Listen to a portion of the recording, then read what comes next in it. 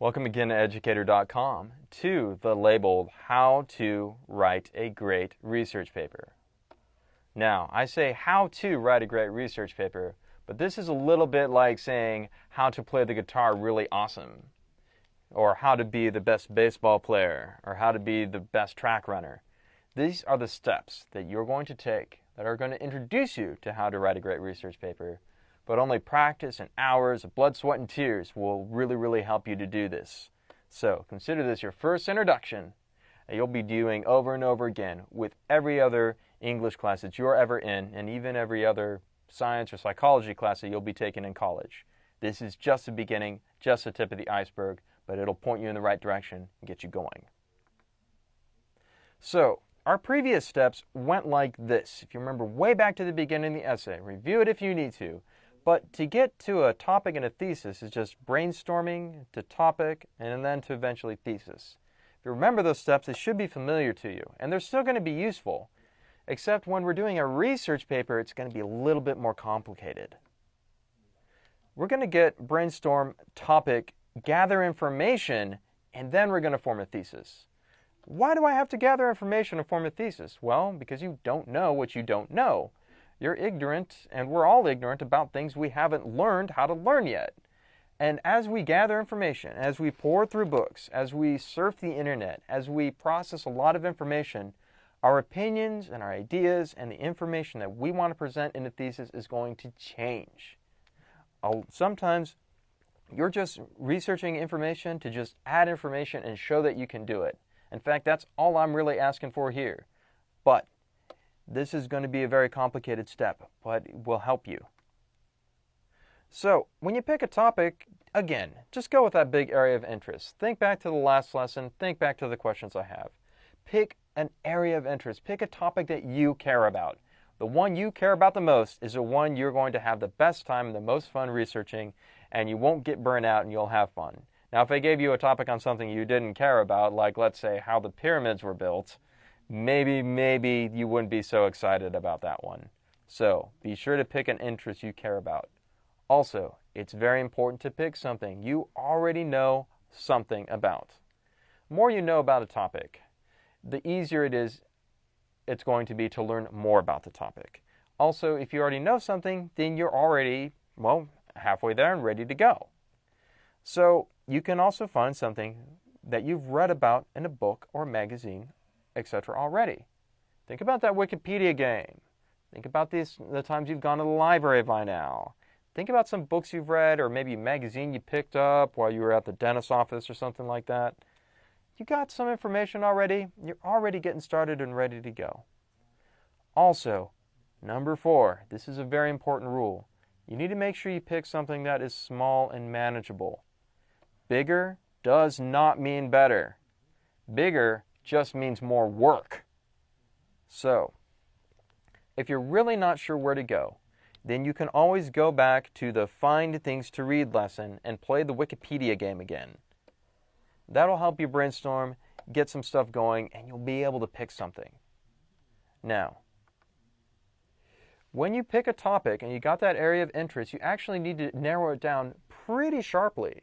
And the reason why this is, as you gather information on a topic, your major supporting details and other details are just kind of going to come and explode out of you, and you're going to realize that there is an entire different issue that you need to spend about 5 paragraphs discussing in a paper.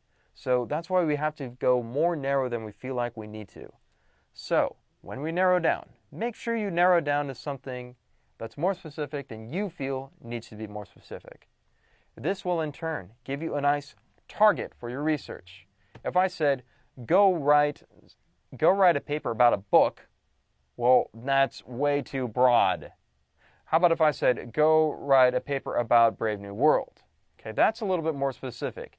You know what to look for. You're looking for stuff about Brave New World, not just stuff about a book.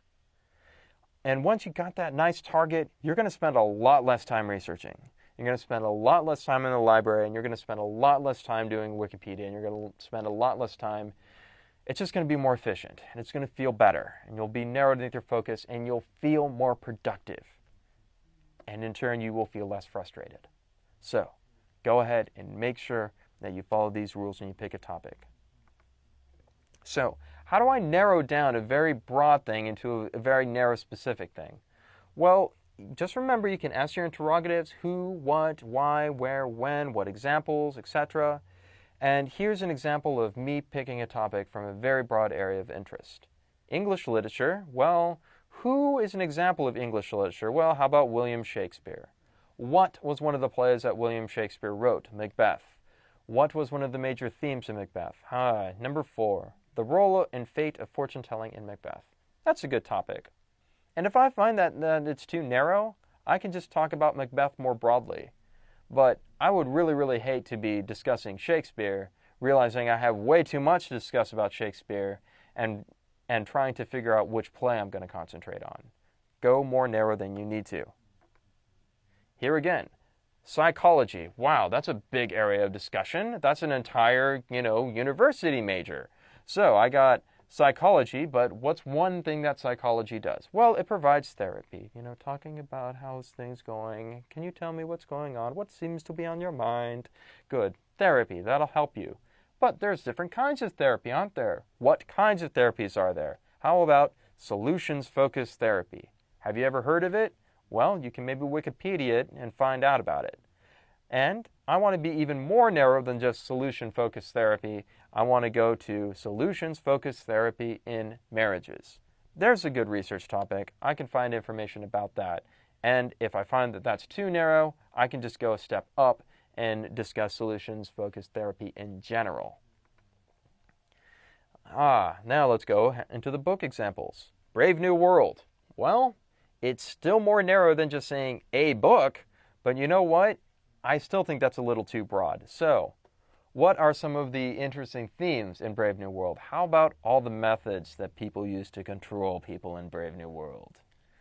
What is one of the things that they use to control people in Brave New World? They use Soma. How is Soma like real-life behavior-modifying drugs? That's a very interesting topic. I bet I could find a lot of information about Soma, and I bet I could find a lot of information about modern-day medication. Maybe I got my targets now. Maybe I know what I'm looking for and how I'm going to make that comparison. If this becomes unworkable, I'll just talk about Soma in general. So, once you need to find information, you can do that only after you have your target. But there's one very important rule. Do you remember in the last lesson where I talked about how the internet has a little too much information sometimes? Applies to books too. It is better to read a few sources very well than many sources superficially. I'm going to repeat that. It's better to read a few sources very well than many sources superficially. So that means that the research paper that has 3 sources on it is probably going to be better than the research paper that has a dozen. Because, well, you're only writing about 900 to 1,200 words. You can't do justice to all those sources, to a dozen sources in 900 and 200 words. But if you read 3 very carefully, you can. So, how do you know which sources to choose, though? Well, let's go by example. Let's say I was talking about Macbeth. What are some sources on Macbeth? What are some books that have been written about that play? What are some books that have been written by William Shakespeare? Are there any internet articles about Macbeth? Can I find a plot summary of Macbeth that might help me out? More specific, in Macbeth, well, what about the weird sisters? These are characters that were in the movie that, said to Macbeth, "Thou shalt be king of Scotland hereafter." And that was a very important plot point in the movie. The play, excuse me. But I could also maybe find some sources on Shakespeare's plays. I wonder if there are any academic articles that are just dedicated to Shakespeare's plays. I wonder if there are any academic articles dedicated to just the Weird Sisters. I wonder if there are any magazines that are dedicated to some recent play reviews about Macbeth. So, what about the theme of fate on Shakespeare's Macbeth? That's exactly the topic I had chosen, remember? What if somebody's written something about that already? Could I find that in a Google search? Could I find that in a book that's full of academic articles and essays by popular people? I bet I could. So, here's another example. Soma compared to real-life behavior-modifying drugs. Okay, so what do I need to start researching here? Well, I need to research anything that anybody's written about this fictitious drug called Selma. Maybe Aldous Huxley has said something.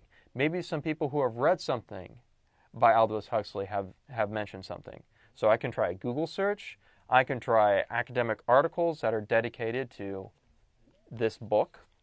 I can maybe find some science fiction popular magazines that might have something about Aldous Huxley on it. I can Google the word dystopia and see if I find anything. There's all kinds of things. A lot of fiction books have what are called commentaries. If you maybe go to sparknotes.com, you'll find commentaries and summaries of just about every great book of literature. That's a great resource for commentaries, but they're not always the best ones. Maybe I want to find something a little bit more academic, something where somebody gives a really, really strong opinion about a particular book. Well, I can find that in popular magazines, I can find that in collections of essays, I can find that in academic articles. But wait a minute, I'm doing a comparison with this thesis, so I also have to find out about modern-day behavior-modifying drugs. What are some examples? Ritalin, lithium, etc. I have to go ahead and figure out where I'm going to find sources on that. And am I going to go to familyhometips.org to find that information? Or am I going to go to the CDC to see if they can find that out for me? Is there a popular magazine that's dedicated to psychology and treating certain behaviors with drugs? I bet there is. Is there an academic articles dedicated to psychology and behavior modifying drugs? Absolutely. You will find it. Maybe I can Google search social issues in Brave New World.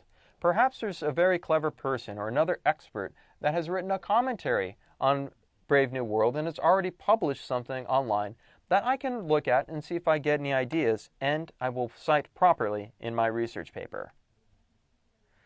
So, once I got all that information, should you read everything? Should you read every last thing? You've just read 200 pages. Do you want to read 400 more? Filter your sources by skimming.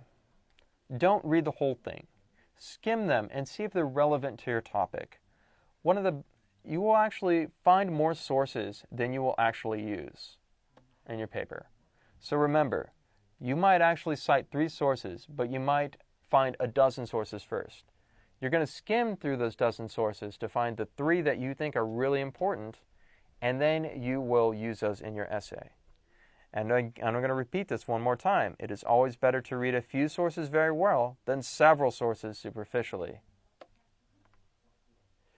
So, library books. Let's go ahead and think about this as we're searching.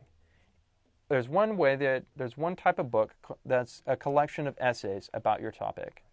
So a quick example is this, and I found this on Amazon.com, is there's a book called Huxley's Brave New World Essays, edited by David Garrett et al. Okay, so I got a book that's full of essays about Brave New World. Great, I bet I could find some source in there. Maybe I could find a book that is a work by a single author on the topic. Huxley wrote a book about his book, Brave New World, and he called it Brave New World Revisited. That's a great example. I bet I'll find great information in there. Books that provide background information to your topic. So, if I'm doing Brave New World again, I bet I could find a book, maybe a biography about Aldous Huxley. Hey, maybe you don't like Brave New World, maybe you're talking about Macbeth. Well, that took place in England, and maybe we should probably know a little bit more about what was going on during that time period. So, maybe I can find a book about Shakespeare and his world, and that might help me understand Macbeth better. Finally, we have another type of book called textbooks and technical books. These are great because they are very, very helpful to introduce you to a topic.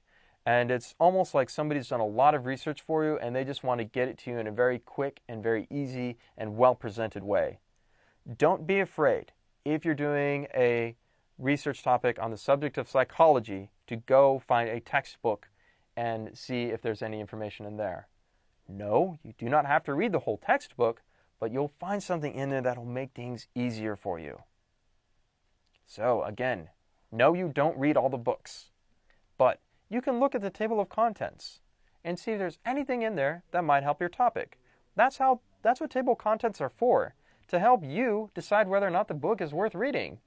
Textbooks are great at this. They have an entire outline of all kinds of things that you can find, and it's just pages after pages of outline to make things easier for you. For example, in one example, in this Huxley's Brave New World Revisited, there is a chapter in there called Chemical Persuasion. Is that going to be relevant to my topic about mind-altering drugs, soma, and modern-day medication? I don't know, but I bet that I'm going to read that closely. Magazines. Magazines are going to be a lot more broad than books, and they may not be your best source for stuff like Macbeth or Brave New World, but if you're talking politics or news or current events, magazines are great. But they're going to be very, very broad. You'll never find a magazine dedicated just to Macbeth or even just to Shakespeare. So you have to think more broadly when you're talking about a popular magazine. So if I'm talking about Macbeth, I bet I could find a magazine maybe about American theater. That's one magazine that's just about theaters. Curtain Up is also about theaters, and so is Drama Biz. There's also a lot of magazines that are dedicated to writers and authors, and maybe they have something to say about Shakespeare and Macbeth. How about the Writer Mag? Or maybe the Writer's Digest? They might have some information for me, and maybe I'll find something there that could grab my attention and be useful to my topic. But just like books, I'm not going to waste my time, and you shouldn't either, on reading the whole thing. You should look at the table of contents first and see if there's anything in there that's relevant to you and that you should be checking out. But I'm going to reiterate, popular magazines are generally for current events, not a particular subject like a book.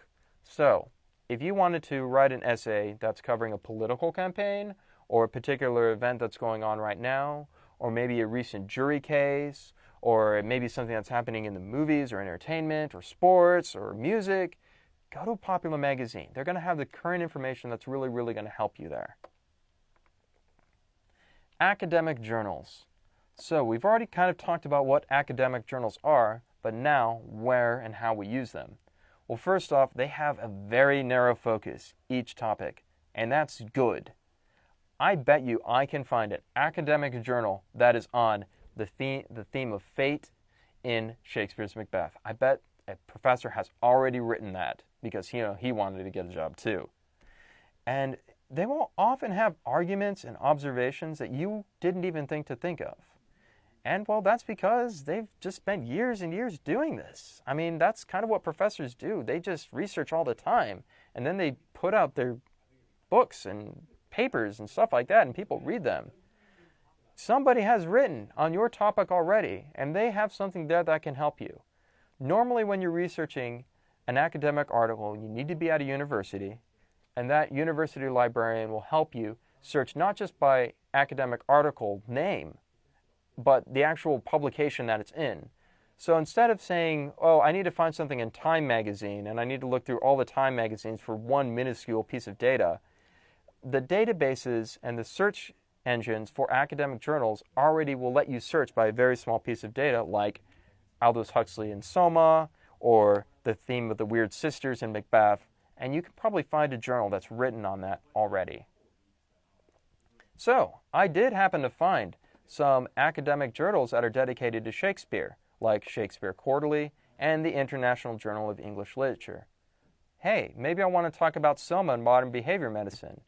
Well, there's JAMA, the Journal of the American Medical Association, and there's also just called the Journal of Psychology. Look, they're there, and you're going to find that because of their narrow, specialized focus. So, again, these academic journals, search engines are normally only at libraries, and they can help you find the actual articles rather than the magazines themselves. One thing that's great for your skimming purposes is that when you find these articles in these search engines at libraries, they will give you what's called an abstract. And that abstract is like a one-paragraph summary of the article, and it'll say, in this article, Dr. Wittenhouse talks about the themes of Soma in Brave New World and compares that to the usage of Ritalin and lithium in modern-day grade school education. Wow, I found exactly what I need. I don't need to skim any more articles. I'm reading that one by Dr. Wittenhouse. Also, I'm going to reiterate, when you're looking for academic journals, you have to plan ahead. You really do. Sometimes the article will be right there for you in the library. Sometimes it'll be there in an electronic copy. Sometimes you will have to go interlibrary alone and wait 2 weeks for it to come to you and pay $5. Always, always, always plan ahead when you're visiting libraries, especially if you're looking for academic articles. Finding information. Well, what about encyclopedias? Well, encyclopedias give you general introductions to a topic. One thing that you're going to be aware of is that encyclopedias are neutral. Not like academic articles or magazines that are arguing a point usually. They're just giving you information, introduce you to a topic. It's an example of self-teaching. And they will give you ideas of other topics or details to research. And honestly, they should be one of the first things that you need to read. And then here's kind of why. Imagine that I was reading an academic article, which is written by a professor who uses specialized language that you don't understand and maybe I don't understand. And he talks about something in this article called psychoanalysis. I don't know what that is. You don't know what that is. But I do know it has something to do with psychology. So maybe if I go to a specialized encyclopedia dedicated to psychology, I'll find psychoanalysis, and I'll find all kinds of things connected with psychoanalysis, and that will help me understand not just psychoanalysis better, but the really heady professor article that I'm reading. Don't be afraid to use these encyclopedias. They are there to help you and to help you teach yourself basic facts and introductory concepts about things so that you can understand really, really tough articles later on. Now, let's go ahead and move to internet sources now. And we're going to start with the most famous, ubiquitous, the Google search. The Google search is incredibly broad and generalized. That's kind of like, it's almost a definition of broad because Google just searches everything. So when you do a Google search, what will happen to handle your skimming is that you're going to get a huge list of hits. So you're going to get 1, 2, 3, 4, 5. And then this is going to have a short little sentence, a short summary of what's on that page, and another short summary, and another short summary. You should be able to infer and skim from each one of those little sentences which one of these websites is relevant to your topic. So if I wanted to research Macbeth and the Weird Sisters, and this one said the Weird Sisters, the music group, I'm selling a Macbeth t-shirt, and the theme of fate in Macbeth, number 3 right here is what I'm choosing.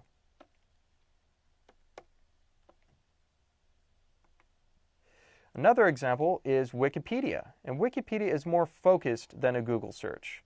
And that's because it's actually kind of organized, it's actually taking all this information and kind of putting it into articles that are easy for people to read. As an encyclopedia, it wants to give neutral information. They quality assure everything to make sure that it's neutral, presented fairly and objectively, not polemically. You're never going to find an article in Wikipedia that says, Macbeth is the worst book ever, nobody should watch this play, I hate Macbeth. Because that's not neutral, that's not objective. But you're going to find a lot of neutral information. Another thing that's great about Wikipedia is that it has external links at the bottom of each article. Once you've read an article and you maybe want to find some more information, at the very bottom there will be half a dozen links that are to other websites and to other books and to other sources that maybe you want to look at and read further. It's kind of in a way doing your research for you. If you're going to skim your Wikipedia articles by reading the summaries of each article at the top first. This is just like the abstracts in academic articles. At the top of each Wikipedia article, there's about 2 or 3 paragraphs that tell you what the rest of it is. So you don't have to read 3,000 words, you just have to read 200 to know if the rest is something that you need for your research topic. Another example of internet research is blogs. Most blogs have their own search engine, and the popular ones are WordPress, Blogspot, and LiveJournal. So you can probably find somebody who's already written a nice little blog about something that you're interested in your topic. Word of caution, remember that blogs are the least quality assured source on the internet. So you could be reading something by a very well educated and informed person, or you could be reading something by a crazy person in his garage.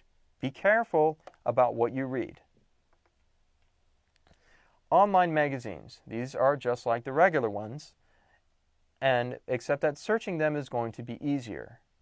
Most online magazines have their own search engines, and they have a lot of data to look through. So let's say that I'm going with my topic, solutions-focused therapy.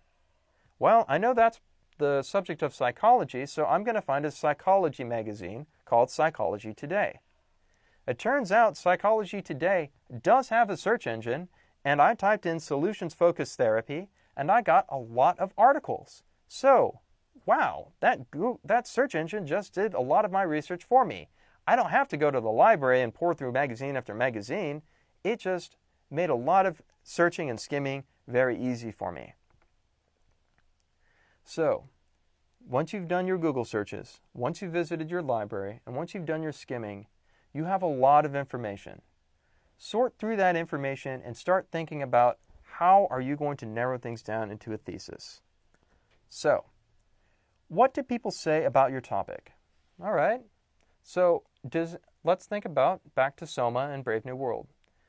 What has somebody else said about that? Do they think it's just like lithium and Ritalin, or do they think that comparison's kind of crazy?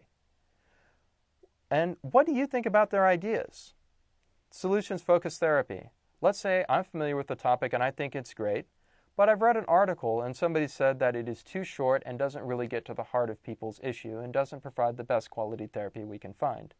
Do I think that their ideas are good or bad? Do I think their reasons, do I agree with them? Have I changed my mind? What details do these give you that help you understand the topic better? I was reading something about psychoanalysis and I didn't know what it was. Then I went to the Psychology Encyclopedia and I got very familiar with psychoanalysis, and now I understand the topic better. What if two writers are writing on the same topic, they're both giving opinions, but they don't agree with each other? That's kind of a point-counterpoint. Is one person saying everything's great and another person saying everything's bad? Does one person think that the Weird Sisters have nothing to do with fate and Macbeth, but another professor thinks that the Weird Sisters have everything to do with fate? Well, we're going to have to sort that out for ourselves and decide which person we agree with, if we agree with either one of them at all. Most importantly, as you read through these sources, your opinion about a certain topic is probably going to change. This is very important if you, say, have chosen the what is my dream career and what is my college major.